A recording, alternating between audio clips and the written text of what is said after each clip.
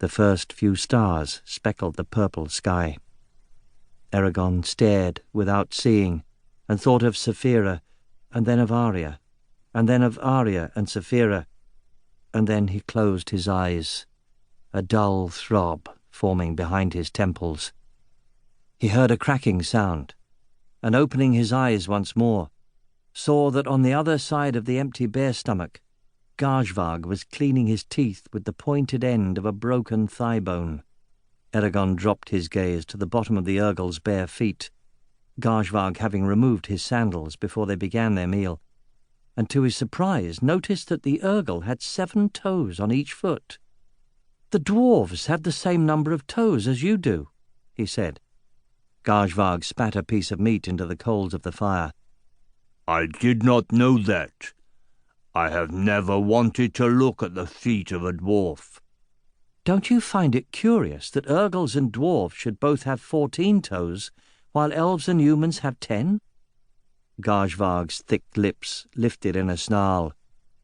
"We share no blood with those hornless mountain rats, Fire Sword. They have 14 toes, and we have 14 toes. It pleased the gods to shape us so when they created the world. There is no other explanation." Eragon grunted in response, and returned to watching the fireflies. "Then, tell me a story your race is fond of, Gajvag." The Cull pondered for a moment, then removed the bone from his mouth. He said, "Long ago, there lived a young Urgralgra, and her name was Magara. She had horns that shone like polished stone, hair that hung past her waist, and a laugh that could charm the birds out of the trees. But she was not pretty. She was ugly. Now in her village there also lived a ram who was very strong. He had killed 4 rams in wrestling matches and had defeated 23 others besides. But although his feats had won him wide renown, he had yet to choose a broodmate. Magara wished to be his broodmate, but he would not look at her, for she was ugly, and because of her ugliness he did not see her bright horns nor her long hair, and he did not hear her pleasant laugh. Sick at heart that he would not look at her, Magara climbed the tallest mountain in the spine, and she called out to Rana to help her.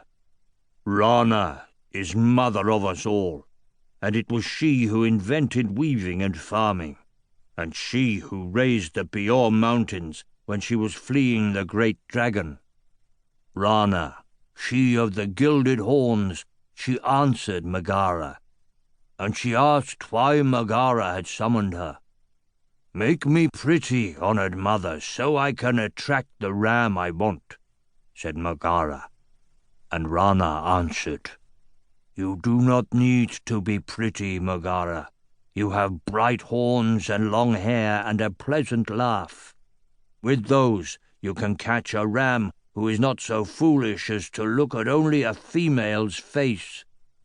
And Magara, she threw herself down upon the ground and said, "I will not be happy unless I can have this ram, honored mother. Please make me pretty." Rana, she smiled then and said, "If I do this, child, how will you repay me for this favor?" And Magara said, "I will give you anything you want." Rana was well pleased with her offer, and so she made Magara pretty then. And Magara returned to her village, and everyone wondered at her beauty.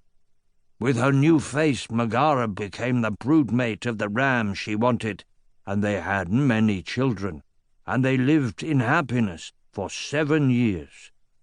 Then Rana came to Magara, and Rana said, "You have had 7 years with the ram you wanted.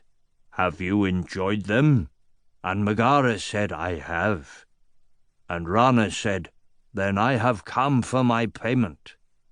And she looked around their house of stone, and she seized hold of Magara's eldest son and said, "I will have him."